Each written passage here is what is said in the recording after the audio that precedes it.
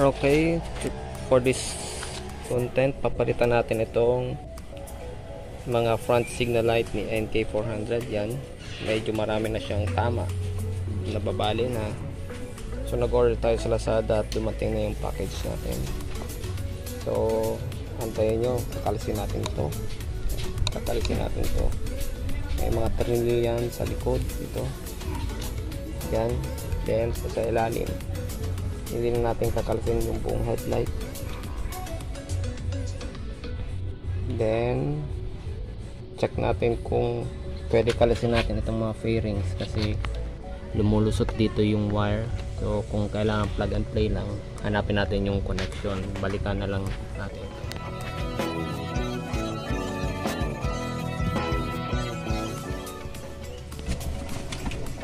Okay, unboxing tayo ngayon ng ating order. Nag-order ako nung November 19, dumating ito nung November 25, galing China. Check natin yung mga accessories sa loob. Okay, so ito yung laman. Yan, Spirit Beast ang brand. Okay, magandang package. So buksan na natin.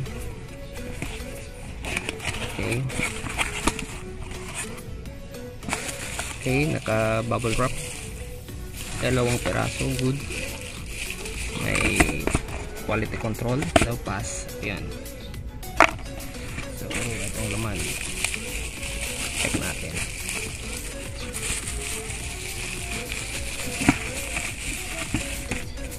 Actually nakabili na ako nito, kinabit ko na dun sa rear ng aking motor.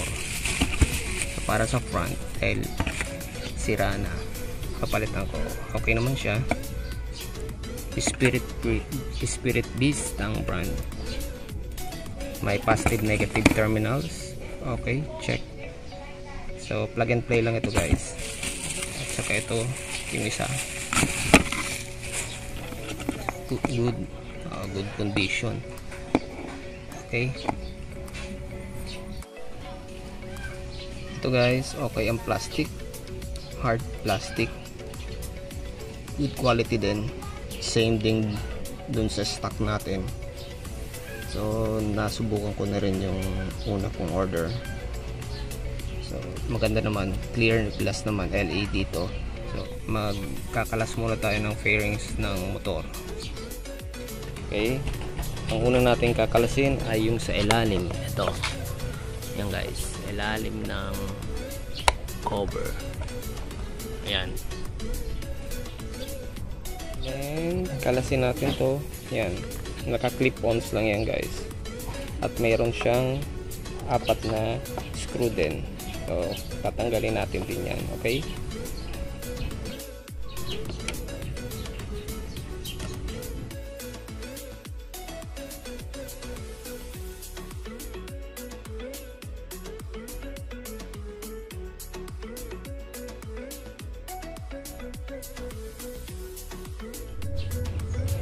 okay, well, naka-clip ons ito dito guys. Clip-ons yan, naka-clip on dito. Huwag pepersen to na kalasin kasi may screw din siya dito. Dalawa yan, sisikwatin lang natin, dahan-dahan lang. Naka-clip ons din yan. Yun. Okay, so ito ang nasa loob niyan guys. Yun, ito na yung connection na wire. So kailangan natin yan. Kung gusto nyo para plug and play, hanapin nyo yun dun sa loob ng fairings dito. Magkakalas tayo dito. Okay, kasi dito medyo mahirap. Pwede naman dito na putulin, then i-connect natin using yung mga clips, female and male terminal clips. Okay, balikan kayo later. Bye. Next, using a 16mm open wrench, tatanggalin natin itong bolts 1 and 2. So yan, ayan, sira-sira na talaga guys. May mga adhesive na, sira na, laging nababali due to na ulan na iinitan. Okay, na ikabit natin yung signal light using 16mm na socket. Then after nyan, para hindi siya bumitaw, lalagyan natin ng improvised na lock type, nail lacquer. Lagyan natin guys ng nail polish, yung magkabila na thread yan, tsaka ito, para hindi siya lumuwag, although mayroon na akong lackwasher. Okay, sige. Okay, kilalas ko na yung mga fairings and tangke. Dito nakatago yung accessory wire, so kailangan natin ito guys kalasin para hindi na tayo mag splice, para wala siyang putol, walang splice. So minarkahan ko yung isang signal light ng right, hanapin ko ito, so lumalabas yan guys, diyan ko siya itatap. So tatanggalin ko yung mga plastic ties nito, then palitan na lang natin mamaya. Okay, balik na lang tayo after a while. Okay, ang negative wire nito ay yung kulay green, ito ang positive yung light blue, then ito sa ano to guys, sa right signal light. Kaya ko nasabi na kulay green yung negative dahil dun sa likod, dun sa rear niya, kinumbine yung wire ng negative, pinag double connection. Pero dito sa front signal light nakaseparate yung negative, ayun yung isa negative, tapos itong orange, yan yung positive terminal. So maingat lang tayo guys sa pagkabit nito.